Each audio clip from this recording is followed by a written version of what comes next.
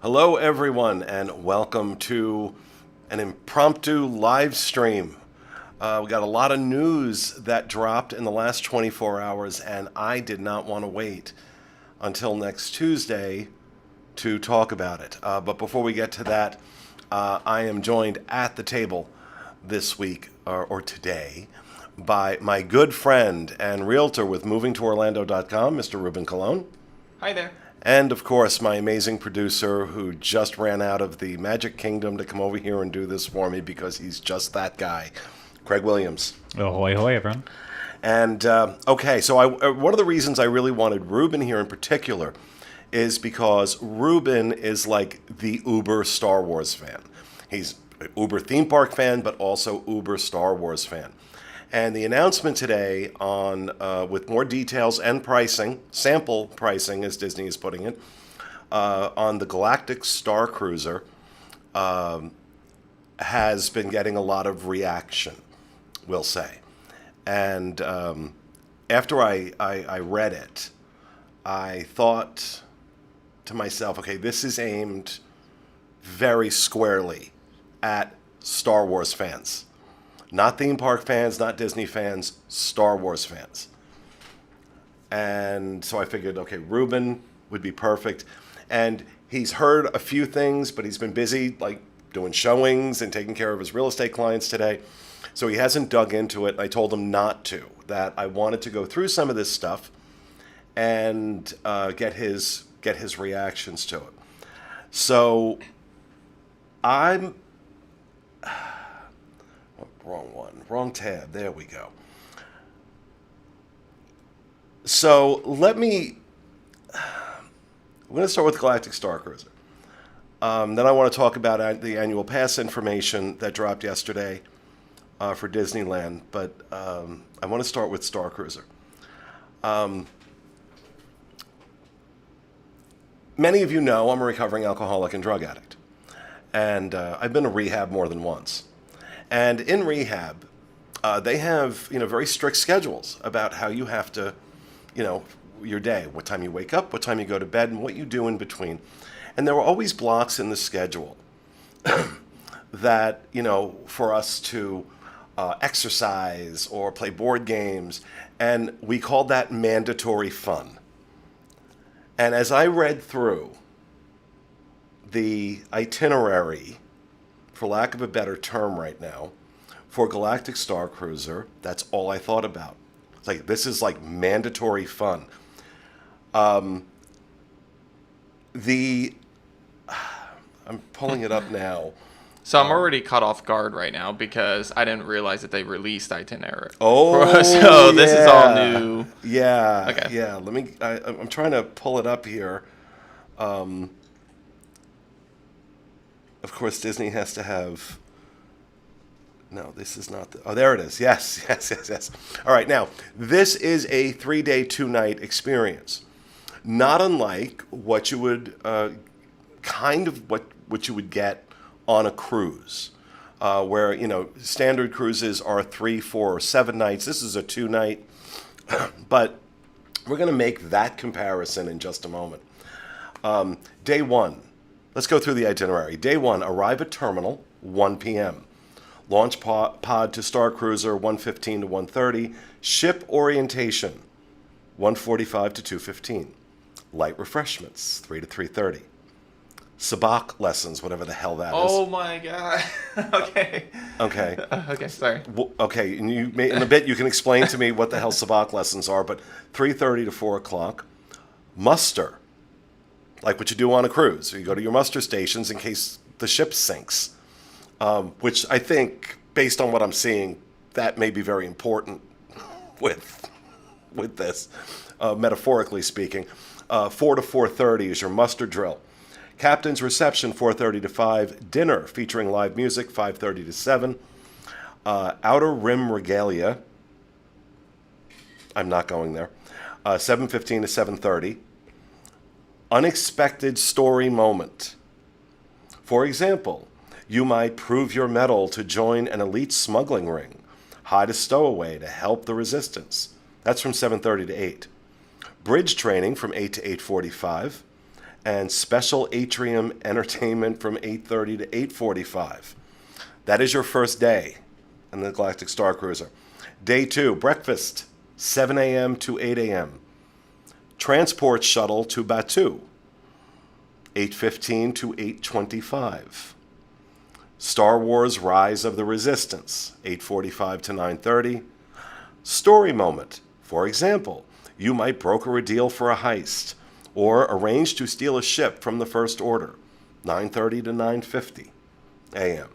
Millennium Falcon Smuggler's Run, 10 a.m. to 10:30 a.m. Lunch at Docking Bay 7 Food and Cargo, 12:40 to 11:15 to 12:15. Transport shuttle back to Starcruiser, 12:40 to 12:50. Lightsaber training from 1 to 1:30. Droid racing competition, 2:30 to 2:50. Build model ship from 3 to 3:30. Let's see. Sabacc tournament, Yes. 4 to 5 o'clock. Cocktails at the Sublight Lounge, 5 to 5:30. Taste Around the Galaxy dinner, 5:30 to 7.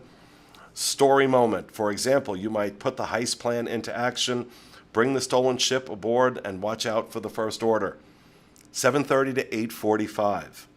Spectacular finale, 10 p.m. to 11. And then day 3, breakfast from 8:30 to 9:30. Launch pod to terminal, 9:30 to 10. Now, okay, so first of all, what's a sabacc lesson? So Sabacc is actually, in the Star Wars universe, it's a card game that is most notorious for Han Solo winning the Millennium Falcon from Lando Calrissian.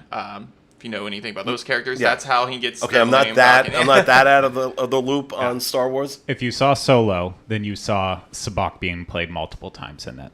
Okay. Right, and it's a game that, I mean, I'm sure there's rules out there and instructions on how to play. You can probably look it up online. I haven't gone too much into that, but it's a game I've always wanted to learn how to play just because I'm a Star Wars fan.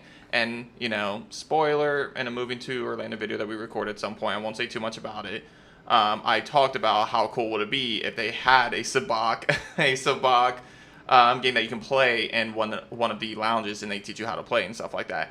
And here we are. They actually brought that into it. So I think that's phenomenal. I'm really excited for it. Doesn't seem like it's much, but you have no idea how excited I am about the possibility of learning to play Sabacc and then enter a tournament later and, Well, reign supreme. and that's part of it. They sell it already that you can buy it since Galaxy's Edge opened. You could always take it home, but I've known only one person who's actually bought it, and then no one wants to play it. So at least maybe it'll finally be like a group of like-minded individuals where someone wants to interact with you over this completely nerdy thing, because I love it, but this is like the nerdiest of the nerd things with Star Wars, is playing Sabacc in a hotel.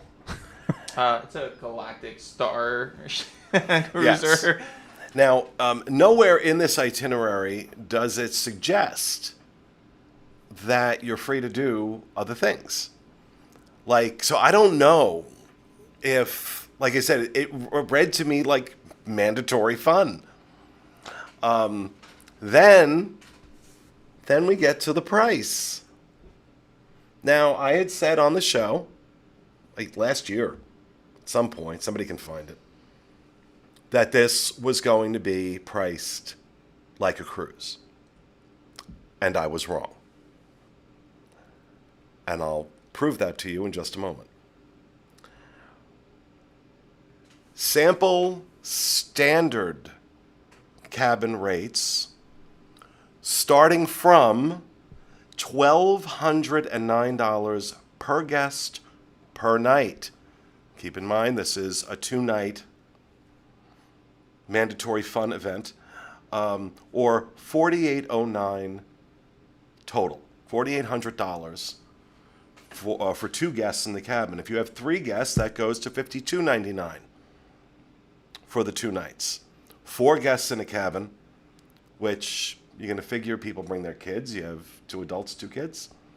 $5,999 or $6,000 $3,000 a night for this. The cheapest. Or no, I'm sorry, $3,000 per person. $1,500 a night, I guess. Yeah, $750 per guest. Oh no, at 4. So that's $3,000 a night. It's $3,000 a night for this. If you have 4 guests. Now, leave it to Disney to come up with a hotel that makes their cruise line look like a discount. Because I went and looked at... Oh, and it always resets this. I went and looked at a 3-night cruise on the Dream.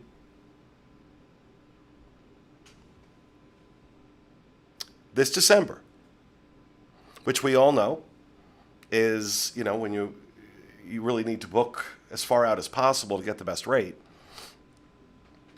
A 1-bedroom stateroom and concierge on the Dream in December for a 3-night sailing. Total for 2 adults, $5,503.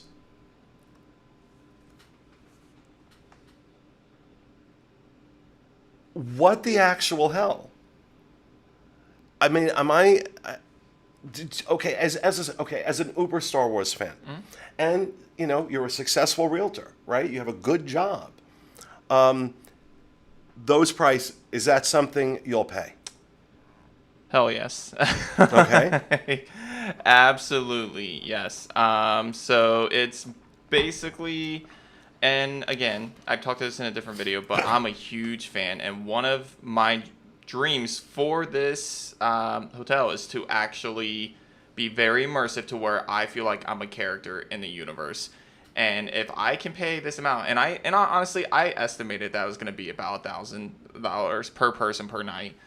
So I'm not too far off. It's an extra $200, I think, per person per night for 2 people. Yeah.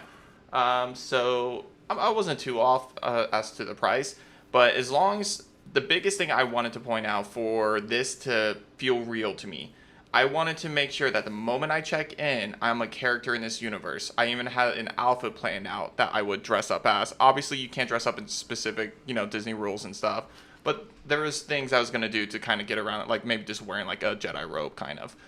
But, so I wanted to be immersed in this world. I wanted stuff like where the transportation from the hotel to the park was some kind of unique way to get us there. I don't know if they've announced anything about that specifically yet, but I do. Good. Not to blow the surprise, but the thing is located like right behind Galaxy's Edge. So they'll have some kind of transport system that looks like what they do at Rise of the Resistance. Something along those lines. It's basically a themed bus that you is it a can't themed see bus? the outside world as they're driving 100 yards to get Okay. Galaxy's Edge. Perfect. That's exactly what I want. And so I guess similar to Hogwarts Express, I guess, kind of like that. Yeah. Okay. Same concept. Except Hogwarts. You're immersed in Hogwarts, but you're not. You can dress up fine, but then you take a couple steps out and like you're out of character. Well, it's and look, okay. Here's my thing. I know there's a lot of Star Wars fans out there, and I know there's a lot of Star Wars fans with money. Do you really think this is a sustainable business model long term? Are you going to go back do this twice a year? Are you going to spend that money? Because I'll tell you now, you get. I think initially you'll get a lot of people to do it, but I think this is going to be a one and done for a lot of people. And I think your average Disney fans are going to, hello? And look, I love Star Wars, but as I say all the time on shows, I'm not dressing up as nothing. I look at these prices and I go, are you high? I could do so many other things and not have mandatory fun and not have to dress up as anything. And, if I feel like going to Epcot, I can go to Epcot. It just feels so restrictive. And I could be wrong. I could be absolutely wrong. But I think we're going to end up renaming this the Hotel Ishtar. If you don't know what Ishtar is, movie, Warren Beatty, Dustin Hoffman from the early 80s, I think it was. They spent all this money on it, and it was like a huge box office bomb. So I think, like, as I was looking at this, I'm going, yeah, Hotel Ishtar. I don't see how they, and I could be wrong. I could really be massively underestimating the audience for this. And I have to assume they've done market research going into this, because if they haven't, a lot of people are going to lose their jobs. But I mean, Craig, would you spend this money?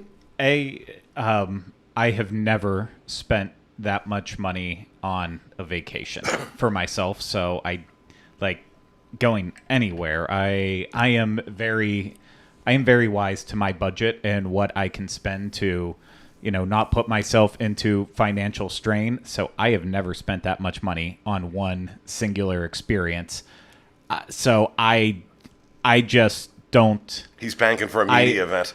Well, honestly, I think that's going to be in Disney's best, in their best interest is at that right before it's about to launch. They better have weeks and weeks of influencers, media, anyone putting it out there. Yeah, it's all going to be positive stuff because people got their free time inside Star Wars Galactic Starcruiser.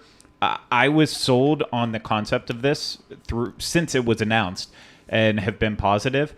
And when I wavered with it was as soon as they released the sample itinerary of what your day would look like. So less than 48 hours on there, and nothing they are promoting on there is blowing me away. It's like this is an experience that is going to live up to the value. I mean, this better be like Victoria and Albert's level food inside being served to me for and that keep price in mind point. the sample pricing.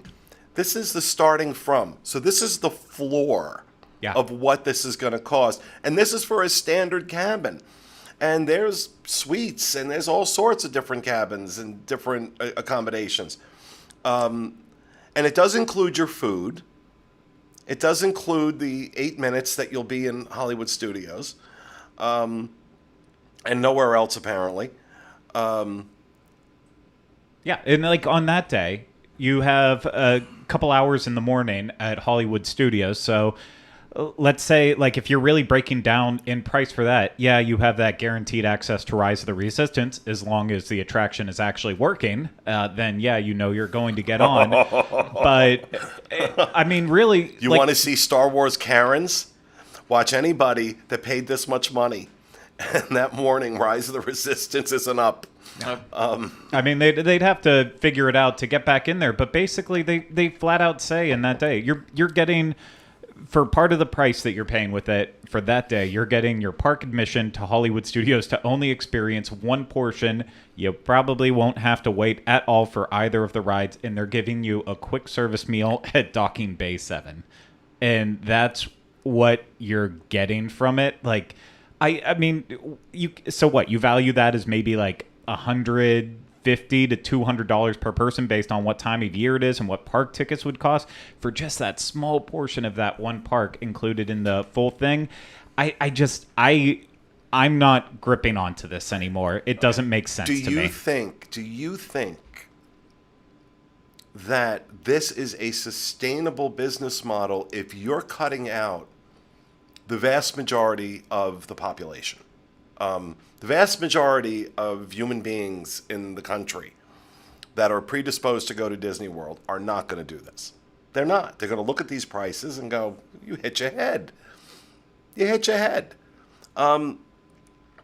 That's my thing, is like, how is this sustainable? How long before we start seeing like discounts on this? How long before this business model changes? And that's why, like I said, it's like, to me, it looks like Hotel Ishtar. I don't see this. And look, I could be wrong. I'm fully willing to say that I may be grossly underestimating the audience for this. And if I am wrong, I'll admit it. But I'm not.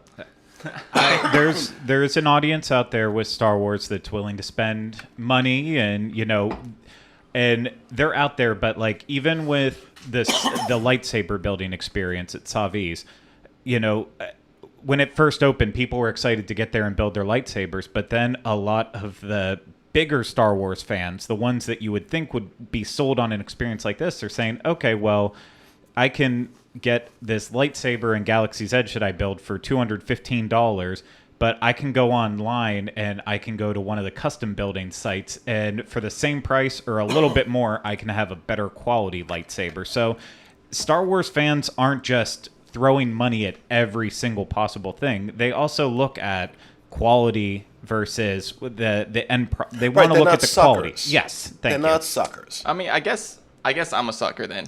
No, I'm not saying that, and I'm not saying anybody who's excited about this is a sucker. I'm just saying that they're going to have to deliver because they are going for such a hyper niche audience. They are going to have to deliver something. It's going to have to change repeatedly. There's going to have to be. You're not going to go spend this money once a year just to do the exact same thing. You're going to want a different experience. Right. And I think that's when the storylines come into play. So that's the big thing for me. So kind of picture this as a cruise in a way.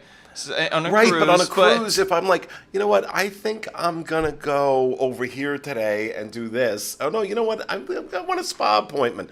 I have it's not like, no, you will go here and do this. Because that's what this itinerary looks like. Mandatory fun. Okay, but I don't think that's... So I don't think they specifically said it's going to be mandatory. I think it's... So on cruise, there are specific times that specific things happen at, correct? So you have a schedule where things are kind of set to happen at. I think it's going to be similar to a cruise where you can do these things, but you should be able to... They're not going to be like, hey, you have to do this or you have to leave the hotel. Well, no, I don't think they're going to throw people out, but I don't know that there's going to be 18 different things going on at any given time that you can choose from. Yeah, so it's like either go do mandatory fun or sit in your room and think about what you've done. Exactly. It's like if there was, and I mean, maybe they will announce more to come as it gets closer to opening, but if we knew what other options were, because this is an itinerary that they said is just a look at like what you could expect from your experience, but I still want to know about more of the other ones, like how many side experiences, if I'm not one of the people out there who wants to participate in everything, what are the other experiences on board that I can choose to do if I don't want to go up to the bridge and learn how to empty the dumpster or something, or whatever they're trying to get you to do with it. What else is there? And until they start announcing that. And I'm on vacation. What if I don't want to have breakfast between 7 and 8? So... And again, I think that part of that, too, is that, this is going to be, they haven't announced exactly how many rooms they're going to have or what the capacity is going to be for this. I have to imagine it's going to be small because you can't have 500 rooms. You need to fill. And this is what you're leading with. Enjoy low occupancy because... This is going to have to be a very boutique experience for it to work, which means small and very guest service oriented, very high touch, so to speak, in order for this to even begin to work. And for it to be successful long term, there's going to have to be an appeal for people who aren't willing to do a 3-day murder mystery, because that's kind of what this is. This is like going to a murder mystery party and you're there for 3 days. That sounds great to me. To you. Except you're not even there 3 days. You're there for less than 48 hours. Yeah, because you get in at 1 o'clock and then you're out by 10 o'clock. Or 10, whatever it is. So, yeah, it really... I guess I'm biased. I guess. Well, no, but that's why I wanted you on this in particular, because you are such an Uber fan. and I wanted that. I wanted that perspective, and I respect it. We can't do any nerd shaming here because hello, I mean, look what I do for a living. So there's no nerd shaming going on, but I just and I'm normally very, I don't know, receptive to Disney's, more expensive experiences. So as somebody like I got to be among their highest affinity group. If I'm looking at this going, are you crazy? What are you smoking to charge this? I don't see how this price point is sustainable unless this thing has like 11 rooms. And like every cruise, every experience, everything is like 20 people, then maybe. But if you're talking about hundreds and hundreds of people doing, not at one time. I just, and I'm sure there's gonna be more details, and as things get released and discussed, we'll see. Maybe there are aspects to this, but right now the impression I get is mandatory fun. And I'm just, it's like a 2-day cosplay thing. And I mean, for some people, that's great. That's fantastic. And I'm not casting any dispersions. It's just not my thing. And we'll have to see. But you're excited about it. I wanted to see, like, you. I mean, you have the first dollar you ever made. So I'm not totally surprised that, because you're a huge Star Wars fan. I mean, you're. Oh, I mean, literally, that was my first tattoo. It's small and tiny, but I got the Galaxy's Edge logo tattooed on my arm just because of how important going to both of the Galaxy's Edge openings were for me. So, like, and I'm all in on it, but knowing that it's going to be around $5,000 for less than 48 hours, I don't. I know there's people out there who have enough money for this. I know I am not that person. I would have to sacrifice other things in my life that I am not willing to. I don't want to eat ramen and macaroni and cheese every day. But he says this knowing full well that, we'll do a media event, but these guys aren't allowed to review a media event. They're allowed to report on it, but they can't give much more than that. So in order to do a review, I gotta send them on it. So that's why I'm looking at this going, okay. This is, I am always honest with you when we're talking about covering stuff. Oh, yeah. Before I approach you, if there's ever times where we need to go to Disneyland for content, I try to tell you, like, I think I can do this for under $2,000, and this is the amount of content we'll get at it.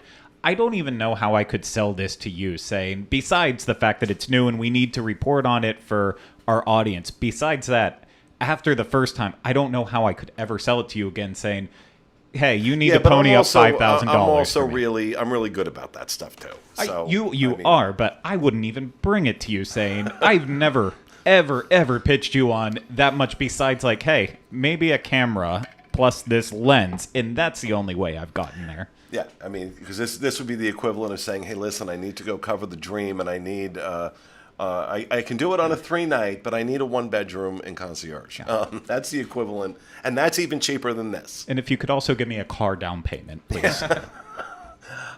So now, what I find interesting, there are no coincidences, especially in the world of Disney, is that this is announced the morning after they announce the annual pass prices. The new annual pass program at Disneyland, and I've been saying for a while that I believe this is going to be the precursor to what we're going to see here in Orlando. Now, I do have to admit that a state, and I did start walking this back after I came back from Disneyland, but I have to say I was wrong. when they first announced they were getting rid of the annual pass program, they'd be bringing something back, I made a crude comment that Disneyland people it was not going to be pleasant. And I got to be honest, I was wrong. I was wrong. And they announced the Magic Key program. This is a tiered system for annual passes, starting with the Dream Key, which is $13.99. Oh, look, I have a little. Where is it? Oh, it's over there. Yeah. $13.99. They are keeping the reservation system, as we had mentioned that they would. This pass will allow you to hold up to 6 park reservations at a time, 20% off select merchandise, 15% off select food and beverage, and it includes theme park parking. What I am surprised by is that they have retained the monthly payment option. And actually, the folks, my friends in Southern California that I talked to, who saw this and I asked them their opinion, they're thrilled with it. They're fine with it. What they're upset about is that they brought back the monthly payment because they think that was the problem in the first place that made Disneyland so overcrowded. But with this reservation system, they're going to be able to control how many people are in the park. So $13.99 or $102 a month if you're a California resident. The Believe Key is next at $949 or $65 a month, up to 6 park reservations at a time, 10% off merchandise, 10% off select food and beverage, and 50% off parking. So they're cutting back on the discounts you get. The Enchant Key at $649 or $40 a month, up to 4 park reservations at a time, 10% off merchandise, 10% off food and beverage. There's no parking included with that one. And the Imagine Key at $3.99 or $19 a month, available for Southern California residents only, up to 2 park reservation holds at one time, 10% off merchandise and select food and beverage. Again, no parking. And this, people are able to start purchasing these passes beginning October 25th. August. Oh, I'm sorry, August 25th. Where'd I get October from? I'm sitting here staring at August. That's how bad it is now. You people have burned me out. Of course, it's your fault. It's not the drugs I did for years. August 25th, 2021, people will be able to start purchasing these. I find nothing about this unreasonable. I find one thing unreasonable in the fine print on all of it. It's the restrictions on no-shows with the park reservations, and that you get 3 no-shows, and then after 3 no-shows, you automatically cannot book for 30 days after the final park reservation that you missed. And so my problem with this is I totally understand they should have a policy for not going. I think Walt Disney World needs one too, and we're going to see one with ours. The problem is, as of now, it stands for you have to cancel by midnight the night before your park reservation. I've had days where I've woken up with all intentions of I need to go and cover this at Hollywood Studios and do that. And then, you know what? You'll walk out and you find out that your car has a flat tire, and I have to start focusing on that. And if you have if you have that situation happen 3 times, then there's another problem. But, exactly. And I think I applaud them for this. Look, if I don't cancel my dining reservation, I get charged. I get charged a no-show fee. And we all know that people hoard reservations. And if they're hoarding reservations and not using them and not canceling them so somebody else has a chance, yeah, you should get penalized for that. I don't think it's harsh. I think if they tell, like, it would be harsh if they said, okay, do it 3 times and we're canceling your annual pass. That would be harsh. I would, Yeah. if they said, you know what, you have until, if you have a park reservation for that day, you have until noon of that day to cancel it if you're not going to come in with no yeah, but penalty. that screws somebody who may be waiting for that day. Yeah, but we still don't know now what availability is going to look like once it is. If it's a thing where park reservations are constantly sold out, I understand that is an issue, but right now it's just still a question mark of, will these parks be open and available all the time, or is it going to get very tight to be able to get reservations? Based on conversations I had when I was in Disneyland, I was told the days of shoving as many people into those parks as possible are over. And that's why they're thrilled to have the reservation system, so they can control that. That's the big complaint. The parks were too crowded. Too many people had annual passes. And people were coming in and, it was just the parks couldn't handle it. And so this was something that they had to do. And I am all but certain our system is going to look fairly similar to this. I think our pricing is going to be higher. I think our pricing is definitely going to be higher. But here's my thing. And again, this is just tea leaves and gut intuition. I look at this, I'm like, okay, these prices are reasonable. These prices are not that different from what the annual pass prices were before. Where's the other shoe? And the other shoe, I think, is going to be when they announce, not that we know that they're going to, but we know they're going to, paid fast passes. And they will offer some kind of AP add-on for FastPass. And that's where I got to be careful what I say. I can be very colorful in my descriptors, but that's where this is going to become problematic. That's where this is going to become expensive. So your AP itself, the AP itself is great. Like I said, there's nothing to complain about these prices. They're very consistent with what was there previously. Because let me pull it up real quick. You talk, the Premier Pass or the Signature Plus Passport for Disneyland, $14.49. The Signature Passport, $11.99. The Deluxe was $8.29. The Flex was $6.49. And the Premier Passport, before it went away, that was both coasts, was $21.19. And it's not too far off. I mean, though I believe, if I'm remembering correctly with it, that Photo Pass is not mentioned anywhere in this, which that does add a price to it. And a lot of people love taking advantage of that with their annual passes. If it's offered in your annual pass level, you can take a lot of good photos throughout the course of a calendar year that would cost a lot of money otherwise, with that included as a perk.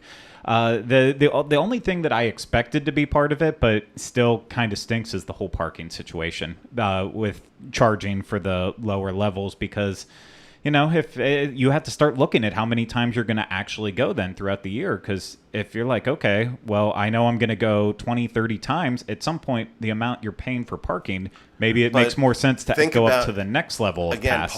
part of this was the needle they had to thread. They have to lower the number of people trying to get into the park. They were too crowded. Let's just be honest. Anybody who's been to Disneyland knows how crowded those parks get. But they're also running a business, not a halfway house.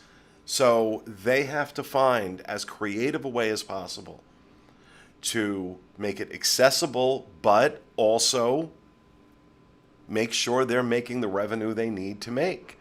And when you think about it, I think they could have easily just come out. Everybody was expecting ridiculously high prices on these passes.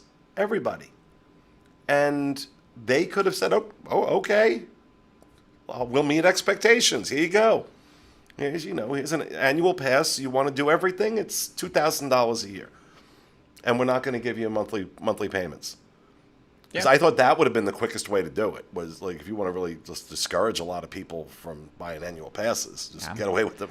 Yeah. So I feel like honestly I'm okay with this setup. I think it's a really good idea. I kind of disagree with Craig just a little bit about the reservation things. I know we talked about that earlier, but just because, again, when it comes to Disneyland, like you mentioned earlier, it's usually packed all the time.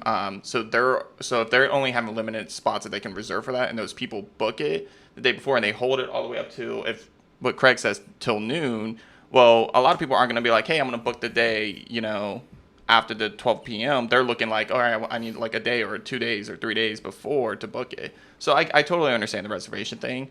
I like what they're doing with the keys now. I'm a huge Kingdom Hearts fan, and I know that they already have keys associated with the cast member stuff. So I love how everything's connecting to keys now, and I hope they do that with over at Disney World too. But as far as the price, I'm glad they kept the same price. I don't think they're gonna do at all the same with Disney World, just because Disney World's a little bit more popular than Disneyland. So I feel like they know they can go astronomical with the prices over there. So I feel like Disney World might be in trouble in terms of prices. Again,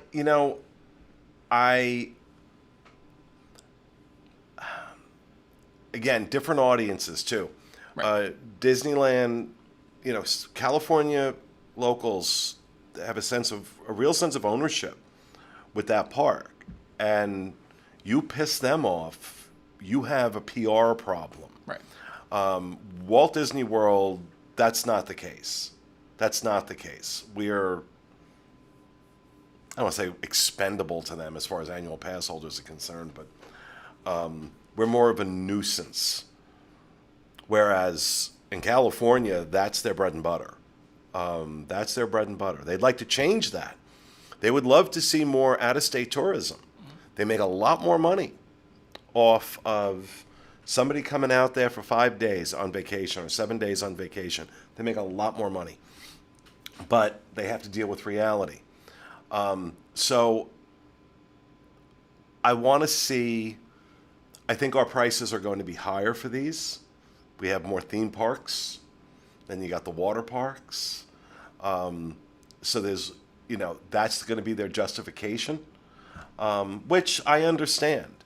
But based on this, I just want to see annual passes come back in some form. Some form. I mean, I got mine, and I, renew mine. But, we also have, the annual pass program for DVC members. Interested to see what that's going to look like. And I just, but I think my guess is that Walt Disney World is going to see an annual pass announcement before the end of September. I think they're going to do it right before the 50th. Hope so. Well, they have to, because they said that they will be on sale before October 1st. Oh, I didn't realize they said that. They posted the story about Magic Key on Disney Parks blog, and it was the last line of it was they're like, oh, also we'll be bringing back annual passes. My instincts are good. Good. But I think we're going to see this top tier here. My guess would be $1,800. How much was it originally?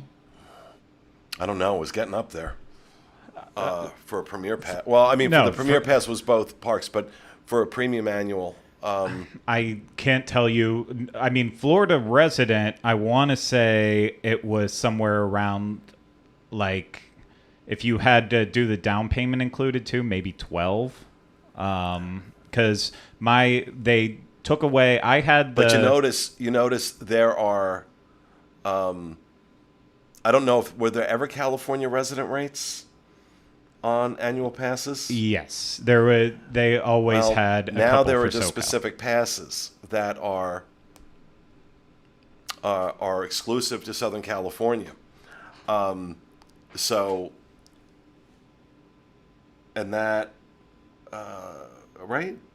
Yeah, the Imagine Key is available only to Southern California. That's the $3.99 one. They always had that before too. They had a level that was only available for, you have to be in a certain zip code. Which Do you think one of the options I can't imagine it, but do you think one of the options that might happen is that Disney World does away with the Florida resident and it's just one pass program for everybody? No, I don't think so.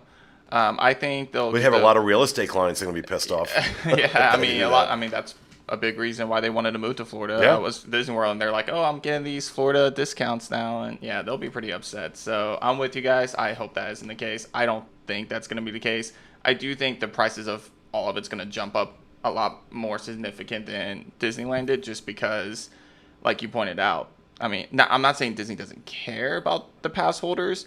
It's just that they don't need. If they really wanted to, they can do away with the annual passes, and they're still gonna make. They'll probably make a lot more money, just from everyone coming in. It's a lot more popular than Disneyland.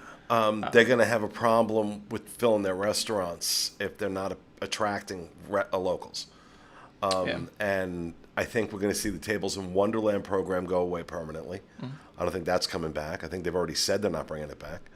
I don't know if that was official or if that was just something I heard somewhere, but I really don't think Tables in Wonderland is coming back, which is heartbreaking to me. But I think what you may see is that worked into or maybe folded into our annual passes on different tiers. That would be a smart way to do it. Speaking of that, then, what about do you guys think because you guys both have annual passes right now. I unfortunately let mine's expire, but do you guys think, because I think they're going to get rid of it, I think you are all going to have to transfer to the new annual passes, but do you think you're going to be able to grandfather yourself in, or? I think it's just going to roll over. I don't think there's going to be that many significant changes coming to our annual pass program. Well, we did not have the same issues Disneyland had. Disneyland's annual pass program needed to be rebooted, and this was the best opportunity they were ever going to find to do that. However,